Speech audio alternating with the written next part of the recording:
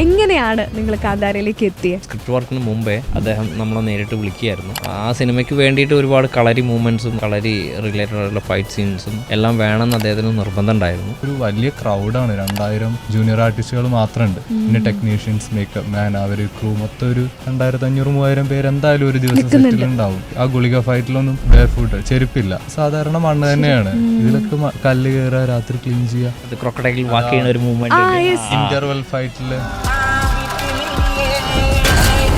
മുതലച്ചടക്കം, അങ്ങനത്തെ മൂവ്മെന്റുകളൊക്കെ അതിൽ കൃത്യമായി മുതലച്ചടക്കം മാറും. ഇതുപോലെ അത്യാവശ്യം നല്ല ടൈം എടുത്തു. അധികം ചോര വരാത്ത അധികം ദിവസങ്ങൾ ഉണ്ടായിട്ടില്ല. കാരണം കൂട്ടടിയല്ലേ. കാലിൽ ഇതുപോലെ ഒരു വെപ്പൺ കൊണ്ട് ചെറിയൊരു 2-3 ഇഞ്ച് ഹോള് വന്നു തൊടയില്. 2-3 ഇഞ്ചാണ് ഉള്ളിലേക്ക് കയറി പോയത്.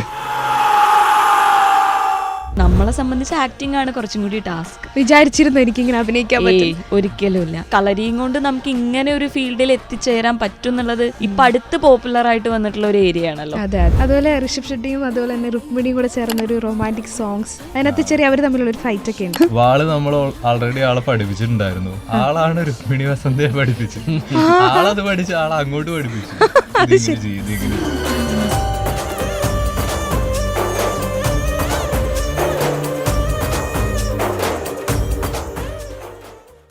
കാന്താരയിലൂടെ കളരിമുറകൾ ലോകമെമ്പാടും ജനപ്രിയമാക്കിയ മലപ്പുറത്തെ ആശാൻ, കളരി ആശാനാണ് ഇന്ന് എൻ്റെ കൂടെയോടെ ഉള്ളത്.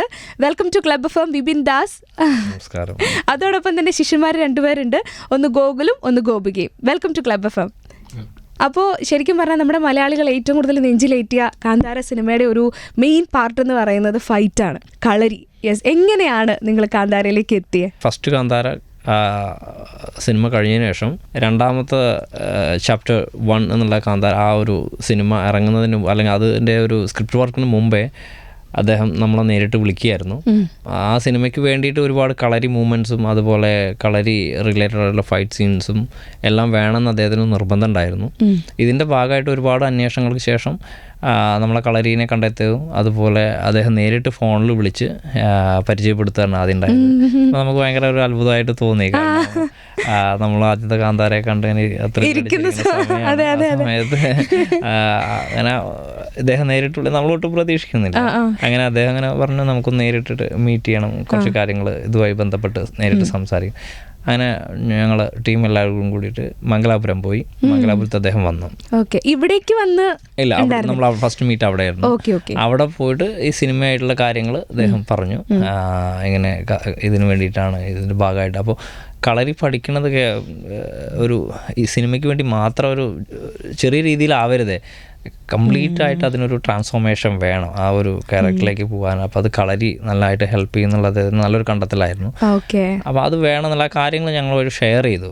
അപ്പോൾ ഞങ്ങൾക്ക് വലിയ താല്പര്യമായി. കാരണം നമ്മൾ പല സിനിമയായിട്ട് സഹകരിച്ചിട്ടുണ്ടെങ്കിൽ പോലും ആ സിനിമകളിലേക്ക് ചിലപ്പോൾ 1 മാസമോ 2 മാസമോ ഒരാഴ്ചത്തേക്ക് ഒരു വർക്ക്ഷോപ്പുകളോ ഒരു മുന്നൊരുക്കങ്ങളെ ഉണ്ടാവാറുള്ളൂ.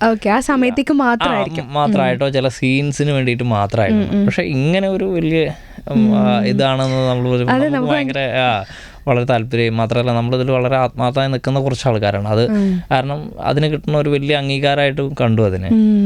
അങ്ങനെ അദ്ദേഹത്തിൻ്റെ താല്പര്യപ്രകാരം അവിടെ തന്നെ ഒരു കളരി ചിട്ടവട്ടങ്ങളോട് കൂടി ഒരു കെട്ടുകളരി ഉണ്ടാക്കി അതിൽ വളരെ ശാസ്ത്രീയമായി പാരമ്പര്യ രീതിയിൽ ദക്ഷിണയൊക്കെ വെച്ച് കച്ച കൊടുത്ത് അതേ രീതിയിൽ തന്നെ കളരി പൂജ കഴിഞ്ഞ ശേഷം ഇതെല്ലാം ചെയ്തിട്ടാണ് അദ്ദേഹം കളരിയുടെ ആദ്യത്തെ സ്റ്റെപ്പുകൾ വെച്ച് തുടങ്ങുന്നത്, ചുവടുകൂട് വെച്ച് തുടങ്ങുന്നത്. അതിൽ അദ്ദേഹത്തിന് മെയ്ത്താരി, അതുപോലെ കോൽത്താരി, അങ്കത്താരി, എല്ലാ മേഖലകളിലും പരിശീലനം ഉണ്ടായിരുന്നു. പിന്നെ അതിന് പുറമെ അദ്ദേഹത്തിന് ഈ സിനിമയെ കുറിച്ച് നല്ല ഒരു ധാരണ, ഓരോ സീൻ ഇങ്ങനെ വേണം, അത് ഇങ്ങനെയാണ് അങ്ങനെ കൃത്യമായിട്ടുള്ളത്. അപ്പോൾ പല സീനുകളിലും എനിക്ക് ഇന്ന വെപ്പൺ ആവശ്യമാണ്, ഇത് യൂസ് ചെയ്യേണ്ടി വരും, സ്പിയർ യൂസ് ചെയ്യേണ്ടി വരും, അതുപോലെ ആക്സ് യൂസ് ചെയ്യേണ്ടി വരും, സ്റ്റിക്ക് യൂസ് ചെയ്യുന്ന സീൻസ് ഉണ്ട്. അപ്പോൾ ഇത് ക്ലിയർ ആയിട്ട് ഞങ്ങളോട് പറഞ്ഞിരുന്നു. അപ്പം നമുക്കും ഐഡിയ അതിനനുസരിച്ച് ആ രീതിയിലുള്ള പരിശീലനങ്ങൾ കൂടുതൽ കൊടുക്കാൻ കഴിഞ്ഞിട്ടുണ്ട്. കളരി നന്നായിട്ട് പഠിച്ചിട്ടുണ്ട്. 2 വർഷമാണ് അദ്ദേഹം ട്രെയിനിങ് ചെയ്തത്. ഈ 2 വർഷം എനിക്കെപ്പോഴും പോയി വരാൻ കഴിഞ്ഞിരുന്നില്ല. അപ്പം ഞാൻ പോകുമ്പോൾ അവിടെ ഒരാഴ്ചയൊക്കെ നിന്നിട്ട് തിരിച്ചു പോരും, മാസങ്ങളിലൊക്കെ പോയി വരാറുണ്ട്. അപ്പോൾ ഗോകുലായിരുന്നു അവിടെ സ്ഥിരമായിട്ട് അദ്ദേഹത്തിൻ്റെ കൂടെ. ശരിക്കും ഗോകുൽ ഒരു 3 വർഷം അദ്ദേഹത്തിന്റെ കൂടെ തന്നെ അദ്ദേഹത്തിന്റെ ഉണ്ടായിരുന്നു. കൂടെ അതാണ് സത്യം. എനിക്ക് ചോദിക്കാൻ അത് തന്നെയുള്ളത്. ഗോകുൽ എങ്ങനെയാണ് കാന്താരയിലേക്ക് എത്തിയത്? പറഞ്ഞ കേക്കട്ടെ. കാന്താരയിലേക്ക് എത്തിയത് കളരി തന്നെയാണ്. കളരിയാണ് ആളെ മീറ്റ് ചെയ്യാനുള്ള കാരണമായതും. ഓക്കെ. പിന്നെ അങ്ങനെ ട്രെയിനിങ് പോയിക്കൊണ്ടിരുന്നു, കൂടുതൽ ക്ലോസ് ആയി. കാരണം ഞങ്ങൾ ഒരുമിച്ച് തന്നെയായിരുന്നു താമസം. രാവിലെ ക്ലാസ്, വൈകിട്ട് ജിമ്മ്, ഹോഴ്സ് റൈഡിങ്, ക്രിക്കറ്റ് കളിക്കും. ക്രിക്കറ്റ് ഭയങ്കര ക്രേസാ എനിക്കും അവർക്കും, അവരുടെ ടീം മൊത്തം. അങ്ങനെ ഒന്നുകൂടി ക്ലോസ് ആയി, കാരണം ഡെയിലി കൂടെ കളിക്കുകയല്ലേ. പിന്നെ അങ്ങനെ ഒരു വർഷം പ്രാക്ടീസ് ഒക്കെ ഏകദേശം കഴിഞ്ഞ് സ്ക്രിപ്റ്റ് വർക്കൊക്കെ കംപ്ലീറ്റ് ആയി. ഷൂട്ട് തുടങ്ങാറായപ്പോൾ ഇങ്ങനെ ഒരു ദിവസം ഞങ്ങളിങ്ങനെ ക്ലാസ് കഴിഞ്ഞിരുന്ന് സ്ട്രെച്ചിങ് ചെയ്തുകൊണ്ടിരിക്കുക. ആളിങ്ങനെ എന്നെ നോക്കിയിട്ട് പറഞ്ഞു, ഇനി മുടി വെട്ടണ്ട, താടിയും വെട്ടണ്ട, നമുക്ക് ഇങ്ങനെ ഒരു സംഭവം ചെയ്യാം. അതായിരുന്നു ആക്ച്വലി എന്റെ ഓഡിഷൻ. അവിടെയായിരുന്നു എന്റെ ടേണിംഗ് പോയിന്റ്. ഓഡിഷൻ അവിടെ പ്രാക്ടീസിന്റെ ഇടയിൽ ആളെന്നെ ഓഡിഷൻ ചെയ്യാൻ.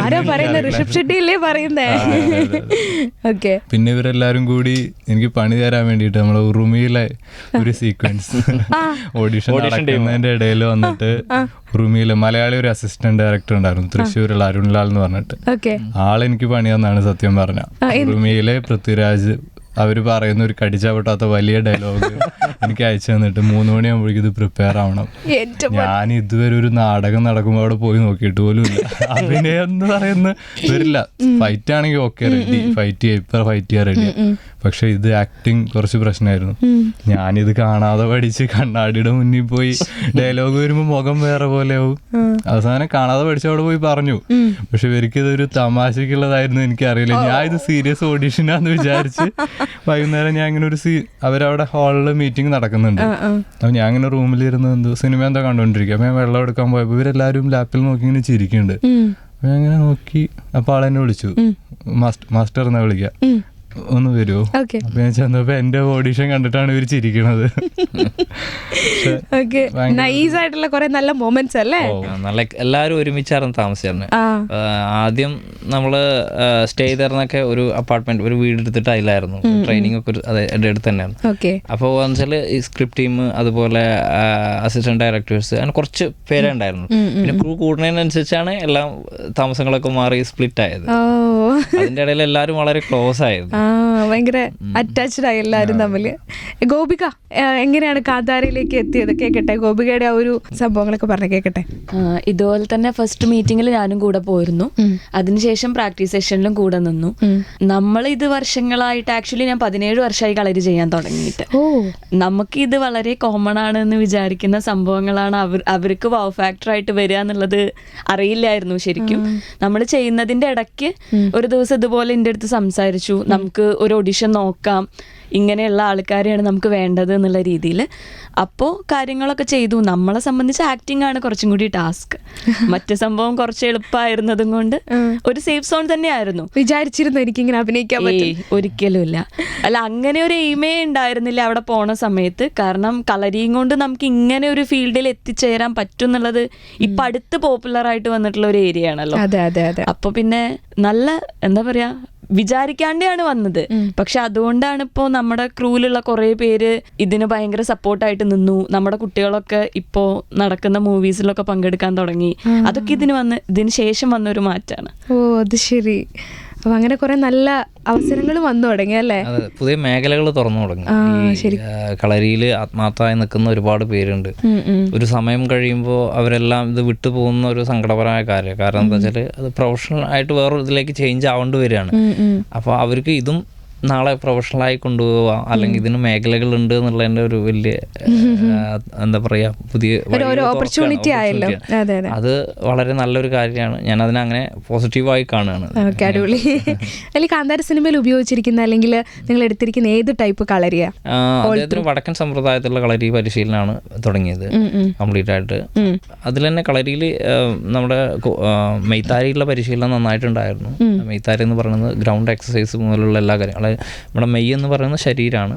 ഇതുകൊണ്ടുള്ള പരിശീലനം, മെയിന് ഒരുക്കുന്ന രീതിയിലുള്ള കാര്യങ്ങളൊക്കെ മെയ്പ്പായിട്ട് അല്ലെങ്കിൽ മെയ്ത്താരി എന്നാ പറയാം. പിന്നെ രണ്ടാമത്തെ സെക്ഷൻ കോൽത്താരി എന്ന് പറയും. അത് വുഡ് വെപ്പൺസ് കൊണ്ടുള്ള എല്ലാ പരിശീലന രീതികളെയും കോൽത്താരി എന്നുള്ളൊരു സെക്ഷനിലേക്ക് വരും. പിന്നെ മെറ്റൽ വെപ്പണുകളുള്ള പരിശീലനമാണ് അങ്കത്താരി എന്ന് പറയുന്നത്. ഇങ്ങനെ ഈ 3 സെക്ഷനുകളിലും കൃത്യമായിട്ടുള്ള പരിശീലനം ഉണ്ടായിരുന്നു. അതുപോലെ വെറും കൈകളിൽ പരിശീലനം ഉണ്ടായിട്ടുണ്ട്. അതുപോലെ ഇപ്പം ഋഷഭ് ഷെട്ടിനെ പറ്റി പറഞ്ഞപ്പോൾ ഒരു കാര്യം പറഞ്ഞു, അദ്ദേഹം ഈ പറഞ്ഞ ഒരു കളരി ഒരിക്കലും ആ ഒരു സിനിമയ്ക്ക് വേണ്ടിയിട്ടല്ല ചെയ്തത്, പകരം ലൈഫ് ലോങ് അത് അദ്ദേഹത്തിന് വേണം എന്നുള്ള ആഗ്രഹത്തോടെയാണ് ചെയ്തത്. സോ ഇതിന്റെ ഒരു ലേണിംഗ് പ്രോസസ്സ് എങ്ങനെയാണ് അത് നമുക്ക് വർക്ക് ചെയ്തെടുക്കാനായിട്ട് പറ്റും? തുടങ്ങുന്ന പ്രായമാണോ? തുടങ്ങുന്ന പ്രായം തൊട്ട് കളരി പരിശീലിക്കാൻ തുടങ്ങുക എന്നുള്ളൊരു സാധാരണ നമ്മളൊരു പഴയ ഒരു രീതി എന്ന് പറയുന്നത് ഇതൊരു നമ്മളെ സംസ്കാരത്തിൻ്റെ ഭാഗമാണ്. ഒരു കാലഘട്ടത്തിൽ ഇത് കേരളത്തിൽ ആകെ ഉണ്ടായിരുന്ന, പ്രത്യേകിച്ച് വടക്കൻ കേരളത്തിൽ ഇതൊരു സംസ്കാരമാണ്. അതായത് കളരിക്കിരുത്തുക എന്ന് തന്നെ പറയുക. നമ്മൾ എഴുത്തിനിരുത്തുന്ന പോലെ തന്നെ കളരിക്കിരുത്തുക. 7 വയസ്സായ തറവാട്ടിലെ പുതിയ കുട്ടികളെ കൊണ്ടുപോയി കളരിക്കിരുത്തുന്ന ഒരു സമ്പ്രദായമാണ്. ഇന്ന് അത് അത്ര ഇല്ല.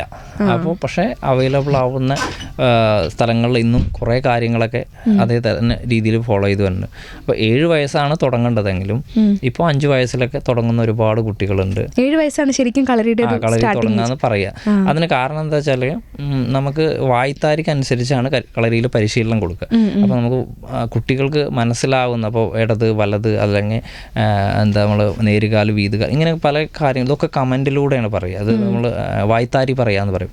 അപ്പോൾ ഇത് മനസ്സിലാക്കി പ്രവർത്തിക്കാൻ കഴിയുന്ന ഒരു പ്രായം അതായിരുന്നു. പക്ഷെ ഇന്നത്തെ കാലത്തെ കുട്ടികൾക്ക് ഒരു 5 വയസ്സിൽ തന്നെ എല്ലാ കാര്യങ്ങളെയും കൂടുതൽ ഒബ്സർവ് ചെയ്യാനുള്ള കഴിവുണ്ട്, മനസ്സിലാക്കാനുള്ള കഴിവുണ്ട്. അതുകൊണ്ട് തന്നെ ഒരു 5 വയസ്സിൽ തന്നെ ഇന്ന് നമ്മൾ തുടങ്ങുന്നുണ്ട്. ഒരാൾക്ക് ഇപ്പോൾ ഈ കളരി പഠിച്ചു തുടങ്ങും, ഇപ്പോൾ ഋഷഭ് ഷെട്ടിയുടെ കാര്യം തന്നെ എടുക്കാം. അദ്ദേഹം പഠിച്ചു തുടങ്ങിയപ്പോൾ ഉള്ള ആളും അത് കഴിഞ്ഞപ്പോൾ ഉള്ള ആളും തമ്മിലുള്ളൊരു വ്യത്യാസം ഒരാൾക്ക് എങ്ങനെയാണ് മാറ്റം ഫീൽ ചെയ്യുക? ഒരുപാട് മാറ്റം ഉണ്ടായിരുന്നു. ഒന്നുള്ള ഫിസിക്കൽ സൈഡിലുള്ള വലിയൊരു മാറ്റം. പിന്നെ ശരിക്കും പറഞ്ഞാൽ കളരി പരിശീലിക്കുമ്പോൾ വെറും ഒരു ഫിസിക്കൽ സൈഡിൽ മാത്രമല്ല, മെൻ്റൽ ഡെവലപ്മെൻറ്റ് ഉണ്ടാവും, നമുക്ക് സ്പിരിച്വൽ ആയിട്ടുള്ള ഒരു ഡെവലപ്മെൻറ്റ് ഉണ്ടാവും. ഇതെല്ലാം കളരി പരിശീലനത്തിൽ നടക്കുന്നുണ്ട്. ഒരു ശരിക്കും പറഞ്ഞാൽ അദ്ദേഹം പറഞ്ഞത് ഒരു ട്രാൻസ്ഫോർമേഷൻ എന്നുള്ള രീതിയിൽ തന്നെയാണ്. അതായത് അത് റിയലായിട്ട് ആ ഒരു മൂവ്മെൻറ്റുകൾ അതിൽ വരാൻ വേണ്ടിയിട്ട്, ഫൈറ്റ് ആയിക്കോട്ടെ, അദ്ദേഹം അതിൽ കൂടുതൽ ഉപയോഗിച്ചത് അനിമൽ മൂവ്മെൻറ്റുകളൊക്കെ ഒരുപാടുണ്ടായിരുന്നു. അപ്പോൾ ഇതൊക്കെ പഠിക്കുന്ന സമയത്ത് ഇതൊക്കെ അതിൽ കൊണ്ടുവരാൻ വേണ്ടിയിട്ട് തന്നെയാണ് അദ്ദേഹം പഠിച്ചിട്ടുള്ളത്. ആ ഒരു മാറ്റം ആ സിനിമയിൽ ആ ഒരു 2 വർഷത്തിൽ അദ്ദേഹത്തിൻ്റെ വലിയ രീതിയിലുള്ള ഡെഡിക്കേഷനാണ് നമ്മൾ ആ സിനിമയിൽ കാണുന്നത്. അദ്ദേഹം മറക്കാതിരിക്കാൻ വേണ്ടിയിട്ടുള്ള രീതിയിൽ അദ്ദേഹം അത് പഠിച്ചെടുത്തിട്ടുണ്ട് അല്ലേ? തീർച്ചയായിട്ടും. അദ്ദേഹം മാത്രമല്ല, ഇതിൻ്റെ ഇടയ്ക്ക് അദ്ദേഹത്തിൻ്റെ മോനെ പഠിപ്പിച്ചിട്ടുണ്ടായിരുന്നു. അവിടെ നമ്മുടെ അടുത്ത് എൻ്റെ അടുത്ത് തന്നെ ദക്ഷിണ വെച്ച്. എത്ര വയസ്സുണ്ട് മോന്? 7-8 വയസ്സേ ഉള്ളൂ. ഓ ശരി ശരി ശരി. നമ്മൾ പ്രാക്ടീസ് ചെയ്യുന്ന സ്ഥലം താമസമൊക്കെ ആയിട്ട് തന്നെയായിരുന്നു. അപ്പോൾ അവിടെ കൊണ്ടിട്ട് തന്നെ അദ്ദേഹം ദക്ഷിണ വെച്ച് അതിന് ആരംഭം കുറിച്ചിട്ടുണ്ടായിരുന്നു, കളരി പരിശീലനം ആരംഭം കുറിച്ചിട്ടുണ്ട്. അപ്പോൾ അത് അദ്ദേഹത്തിൻ്റെ തലമുറയിൽ ഒക്കെ വേണം എന്നുള്ള വളരെ ആത്മാർത്ഥതയോടെ പഠിക്കുന്നതാണ്. അതായത് സിനിമയ്ക്ക് വേണ്ടി മാത്രം എനിക്ക് തോന്നിയിട്ടില്ല. പിന്നെ അദ്ദേഹത്തിൻ്റെ ഒരു ആഗ്രഹം മുമ്പ് പറയുന്നത്, അദ്ദേഹത്തിന് നാട്ടിൽ ഞങ്ങൾ അവിടെ അദ്ദേഹത്തിൻ്റെ നാട്ടിലൊക്കെ പോയിരുന്നു. ഇതിൻ്റെയൊക്കെ തിരക്കിൽ ഞങ്ങൾ അങ്ങോട്ട് കൊണ്ടുപോയി ഇതൊക്കെ കാണിച്ചു തരുമൊക്കെ ചെയ്തിട്ടുണ്ട് അദ്ദേഹം. തറവാട്ട് വീട്ടിൽ പോയി. അവർ നല്ലൊരു കാർഷിക കുടുംബമാണ്, കുന്താപ്പൂര്. അപ്പോൾ അദ്ദേഹം ഒരുപാട് സ്ഥലമൊക്കെ ഉണ്ട് അവിടെ. അപ്പോൾ അവിടെ ഒരു ഗുരുകുലം തുടങ്ങാൻ ആഗ്രഹമുണ്ട്. പാരമ്പര്യ രീതിയിലുള്ള കലകളും വിദ്യാഭ്യാസവും കൊണ്ടുവരും. അപ്പോൾ അതിൻ്റെ ഭാഗമായിട്ട് ഒരു കളരി അവിടെ കൊണ്ടുവരണം എന്നുള്ളതൊക്കെ അദ്ദേഹം ഇതിൻ്റെ ഇടയിൽ ഞങ്ങളുമായിട്ട് ഷെയർ ചെയ്തിട്ടുണ്ട്. നമുക്ക് പ്ലാൻ ചെയ്യണം എന്നുള്ള കുറേ കാര്യങ്ങൾ. അതെവിടെ വരെയായി ആ പ്ലാനിങ്? ഞാനത് കേട്ടിരുന്നു. അല്ല, ഇതൊക്കെ ഡിസ്കഷൻ ഇങ്ങനെ നടന്നുകൊണ്ടിരിക്കുകയാണ്. സിനിമയുടെ തിരക്കിലാണ്. പക്ഷെ ഇതെന്താ വെച്ചാൽ ആ ഒരു തിരക്കിൻ്റെ ഇടയിലും ഇതൊക്കെ കൊണ്ടുപോയി ഞങ്ങൾ നിൽക്കുന്ന സ്ഥലത്ത് നിന്ന് ഒരുപാട് ദൂരം ഉണ്ടായിരുന്നു. അന്ന് നമ്മൾ ഇവിടെ നിന്നായിരുന്നു, മംഗലാപുരത്ത് നിന്നായിരുന്നു അല്ലേ? അന്ന് മംഗലാപുരത്താണ് ഞങ്ങൾ നിന്നായിരുന്നു. അവിടെ നിന്ന് കുന്താപൂർക്ക് അത്യാവശ്യം ദൂരമുണ്ട്. അവിടെ കുറച്ച് ഉള്ള ഏരിയയാണ്. അവിടെയും പോയിട്ടാണ് ഞങ്ങൾ ഇതൊക്കെ കൊണ്ടുപോയി കാണിച്ചെന്ന് ഈ ആഗ്രഹങ്ങളൊക്കെ പറയും കാര്യങ്ങൾ. അപ്പം അതിനോടുള്ള സമീപനാണ് അതിൽ. ഒരു കേവലം ഇതിന് വേണ്ടിയിട്ട് മാത്രമല്ല, ഇത് നമ്മുടെ ഒരു സംസ്കാരമാണ്, അത് ഉൾക്കൊള്ളേണ്ട ഒന്നാണെന്നുള്ള ആ ഒരു മനോഭാവം അത് വളരെ പോസിറ്റീവായിരുന്നു. പിന്നെ ഭയങ്കര ഡെഡിക്കേഷൻ എന്നോട് കുറച്ച് മുന്നേ പറഞ്ഞു ഓരോ സീനും അല്ലെങ്കിൽ ഓരോ ഷോട്ടൊക്കെ കറക്റ്റ് ഫ്രെയിം എങ്ങനെയാണെന്ന് അതെങ്ങനെയാണ് മാനേജ് ചെയ്തു പോയിരുന്നത്. കൂടുതൽ എനിക്ക് തോന്നുന്നത് ഗോകുലും ഗോപികയ്ക്കാവും. അവരായിരുന്നു ഷൂട്ടിംഗ് സമയത്ത് അദ്ദേഹത്തിന്റെ കൂടെ ഉണ്ടായിരുന്നു. ഒരു ഡേ എടുക്കുകയാണെങ്കിൽ അദ്ദേഹം ചെയ്യുന്ന കാര്യങ്ങൾ കുറച്ച് മുന്നേ പറഞ്ഞു, എന്നാലും ഞാൻ ചോദിക്കുകയാണ്, ഒന്ന് എക്സ്പ്ലെയിൻ ചെയ്ത് പറയുകയാണെങ്കിൽ എന്തൊക്കെ? വാർ സീക്വൻസ് എടുക്കുമ്പോൾ ഒരു നോർമൽ ഡേ പറ്റി പറയാം. ഒരു 4 മണിയൊക്കെ കഴിയുമ്പോൾ അദ്ദേഹം എണീക്കും, ഫ്രഷപ്പ് കാര്യങ്ങൾ കഴിയും, നേരെ ഞങ്ങൾ പ്രാക്ടീസ് ചെയ്യുന്ന സ്ഥലത്ത് വരും, കളരി പ്രാക്ടീസ് ചെയ്യും, സ്ട്രെച്ചിങ് ചെയ്യും, അതിൻ്റെ കൂടെ വെയിറ്റ് വെച്ചിട്ട് വർക്കൗട്ട് ചെയ്യും, നേരെ ലൊക്കേഷനിൽ പോകും. ഒരു 30 മിനിറ്റ് ട്രാവലിംഗ്, നേരെ അവിടെ ചെന്ന് മേക്കപ്പ്, കോസ്റ്റ്യൂം എല്ലാം കഴിഞ്ഞ് പിന്നെയും ഒന്ന് സ്ട്രെച്ച് ചെയ്യും. കാരണം ചെയ്യാൻ പോകുന്ന ഫൈറ്റാണ്. റോപ്പ് അത്രയും കൂടുതൽ റോപ്പ് സീൻസ് ആൾ ചെയ്തിട്ടുണ്ട്. അത്രയും ഹെവി ആയിട്ടുള്ള മൂവ്മെൻറ്റ്സും കാര്യങ്ങളും. പിന്നെ ഒരു വലിയ ക്രൗഡാണ്, 2000 ജൂനിയർ ആർട്ടിസ്റ്റുകൾ മാത്രമുണ്ട്. പിന്നെ ടെക്നീഷ്യൻസ്, മേക്കപ്പ് മാൻ, അവർ ക്രൂ, മൊത്തം ഒരു 2500-3000 പേര് എന്തായാലും ഒരു ദിവസം സെറ്റിലുണ്ടാവും. ഇവരെ ഹാൻഡിൽ ചെയ്യണം. അസിസ്റ്റന്റ് ഡയറക്ടേഴ്സ് ഉണ്ട്, പക്ഷെ എല്ലാത്തിലും ആളുടെ കൈയെത്തണം. അതിൻ്റെ കൂടെ ഇത് ഫൈറ്റ് ചെയ്യണം. കാരണം മൈൻഡ് സെറ്റ്, പിന്നെ അത്രയും പൊരി, ഭയങ്കര വെയിലാണ് ഓരോ സീനിലും, അത്രയും പൊടി, ഈ ഒരു കെമിക്കൽ ഫോഗ്, ഇതൊക്കെ നമ്മൾ ബ്രീത്തിങ് കുറച്ച് ഇഷ്യൂ ആക്കും. ഇതിൻ്റെയൊക്കെ ഇടയിൽ ആൾക്കന്ന് ബാക്ക് പെയിൻ ഉണ്ടായിരുന്നു. ആംഗിൾ ആൾ തന്നെ ഷെയർ ചെയ്ത ഫോട്ടോയിൽ കണ്ടറിയുന്നുണ്ടോ, ആംഗിളെല്ലാം നീര് വന്നിട്ടുള്ള. ഇത് ഒരു ഷോട്ട് എടുക്കുന്നു, ആൾ കുറച്ചു നേരം കാരവാനിൽ പോകുന്നു, നമ്മൾ എന്തെങ്കിലും ഫസ്റ്റ് എയ്ഡ് നമ്മളെ പറ്റുന്ന, കാരണം കാടാണ്, ലിമിറ്റേഷൻസ് ഉണ്ട്. ഇപ്പോൾ ഓയിലൊന്ന് ഹീറ്റ് ചെയ്യാൻ ബുദ്ധിമുട്ടാവും. ഞാനും അതിൽ ആക്ട് ചെയ്യുന്നുണ്ട്. ഞാൻ ഈ ഷോട്ട് കഴിഞ്ഞിട്ട് ആൾ വിളിക്കുന്നു, പോകുന്നു, ഇത് ചെയ്യുന്നു, കുറച്ചു നേരം റെസ്റ്റ്, അല്ലെങ്കിൽ വേറെ ഏതെങ്കിലും ഷോട്ട് എടുക്കുന്നു, വരും, അടുത്ത ഷോട്ട് എടുക്കും, പിന്നെയും പെയിൻ ഇളകും, പിന്നെയും പോവും, സ്ട്രെച്ചിങ് ചെയ്യും, ഇത് ചെയ്യും, മസാജ് ചെയ്യും. അതൊരു സംഭവമാണ്, പ്രസ്ഥാനമാണ്. കാരണം നമ്മളൊക്കെ കണ്ടുപഠിക്കേണ്ട ഒരാളാണ്. ഒരു പാഷന് വേണ്ടിയിട്ട് ഒരാൾ ഇത്രയും വർക്ക് ചെയ്യാന്ന് പറയുമ്പോൾ ഭയങ്കര ഒരു ഇൻസ്പിറേഷനാണ്. അവിടെ ഉള്ള ഓരോരുത്തർ 3 വർഷമാണ്. കാരണം ആളെ ഫാമിലി വിട്ട് ഇവിടെ വന്ന് താമസിക്കുക. ആളും നമ്മളെ പോലെ മക്കളൊക്കെ ഉള്ള ഒരാളല്ലേ, ഫാമിലിയുടെ. ഇതെല്ലാം കഴിഞ്ഞ് ഇനി ഷൂട്ട് കഴിഞ്ഞു, ഞങ്ങളൊരു കാറിൽ ഒരുമിച്ച് ആളെ വീട്ടിൽ പോവും. അപ്പോഴേക്കും ആള് ഡൗൺ ആയിട്ടുണ്ടാവും. എന്നിട്ട് കുറച്ചു നേരം ഫാമിലിയുടെ കൂടെ അവരെല്ലാവരും കൂടി ഇരുന്ന് കളിക്കും. ആ കോസ്റ്റ്യൂം ഡിസൈനറുടെ അങ്ങയുടെ വൈഫ് തന്നെ. അപ്പൊ ഞങ്ങൾ ഒരുമിച്ച് പോവാ. ഞാൻ അവിടെ ഹാളിൽ ഇങ്ങനെ ഇരിക്കും. അപ്പൊ ഇവരെല്ലാവരും, അച്ഛനും മക്കളും എല്ലാവരും കൂടി കുറച്ചു നേരം ഒന്ന് കളിക്കും. അത് കഴിഞ്ഞിട്ട് റെഡി, ആളൊരു ജ്യൂസ് എന്തെങ്കിലും കഴിച്ച് ഇത് ചെയ്യും, മസാജ് ചെയ്യും. അപ്പോഴേക്കും ഉറങ്ങിയിട്ടുണ്ടാവും. കാരണം അത്രയും ടയേർഡാണ് ആ മനുഷ്യൻ. കാലിന്റെ അടിയൊക്കെ ഓപ്പൺ ആയ അതിൽ കല്ല് കയറുക. കാരണം അധികം ചെരുപ്പ്, ആ ഗുളിക ഫൈറ്റിലൊന്നും ബെയർ ഫുട്ട് ചെരുപ്പില്ല. അത് സാധാരണ മണ്ണ് തന്നെയാണ്. ഇതിലൊക്കെ കല്ല് കയറുക, രാത്രി ക്ലീൻ ചെയ്യുക, പിറ്റേ ദിവസം റെസ്റ്റ് ഇല്ല, പിറ്റേ ദിവസം ലീവ് എടുക്കാൻ. നമ്മളെ ബോഡി ടയർഡായ ലീവ് എടുക്കാനുള്ള ഒരു ഓപ്ഷൻ അവിടെ ഇല്ല. കാരണം ഒരു ദിവസം അത്രയും ക്യാഷാണ്, അത്രയും ആർട്ടിസ്റ്റുകൾ ഇങ്ങനെ ഡിപ്പെൻഡ് ചെയ്ത് അത്രയും പേരാണ് അവിടെ നിൽക്കുന്നത്. ആൾക്ക് റെസ്റ്റ് എന്ന് പറയുന്ന ഓപ്ഷൻ ഇല്ല. ശരിയന്നെ, അതിന്റെ ആ റിസൾട്ടാണ് ഇപ്പൊ നമ്മുടെ സ്ക്രീനിൽ കണ്ട ഒരു സിനിമ. സത്യം ഈ ഗോകുലിങ്ങനെ പറയുമ്പോ ആ ഒരു ഫീൽ നമുക്ക് കിട്ടുന്നുണ്ട്. ആ അത്രയും സ്ട്രഗിൾ ചെയ്തതും ഒക്കെ നമുക്ക് ആ ഒരു ഫീൽ കിട്ടുന്നുണ്ട്. ഇപ്പൊ ഗോപികയ്ക്ക് പറയുകയാണെങ്കിൽ അതിൽ മറക്കാൻ പറ്റാത്ത, കാന്താര സിനിമയിൽ ഗോപിക അഭിനയിച്ചിട്ടുണ്ട്, സോ മറക്കാൻ പറ്റാത്ത ഒരു മൊമെന്റ് ഏതായിരിക്കും? മറക്കാൻ പറ്റാത്ത നല്ല മൊമെന്റ് ആണ്. ആദ്യം എടുത്ത് പറയേണ്ടത് ആളുടെ ഗിഫ്റ്റ് എന്ന് പറയുന്നത് ആ ക്രൂവാ. ഫാമിലി പോലെ ഒരു ക്രൂവിനെ കിട്ടി പടം ചെയ്യാൻ വേണ്ടിയിട്ട്. ത്രൂ ഔട്ട് എല്ലാവരും ഭയങ്കര സപ്പോർട്ടായിരുന്നു. അതിൻ്റെ ഇടയ്ക്ക് എനിക്കൊരു ഇഞ്ചുറി ഉണ്ടായി. അത് മറക്കാൻ പറ്റാത്തതെന്ന് ചോദിച്ചാൽ നെഗറ്റീവ് ഇൻ ദ സെൻസ് അല്ല, പക്ഷെ എന്നും കാന്താര എന്ന് പറയുമ്പോൾ ഓർത്തിരിക്കാൻ അങ്ങനെ ഒരു റീസൺ കൂടി വന്നു. നമുക്ക് അതിന്റെ ഇന്റർവെൽ സീക്വൻസിൽ ആ കാട്ടില് തീയും കാര്യങ്ങളൊക്കെ വരുന്നൊരു അതിലൊരു ഫയർ ഫൈറ്റ് ഉണ്ടായിരുന്നു.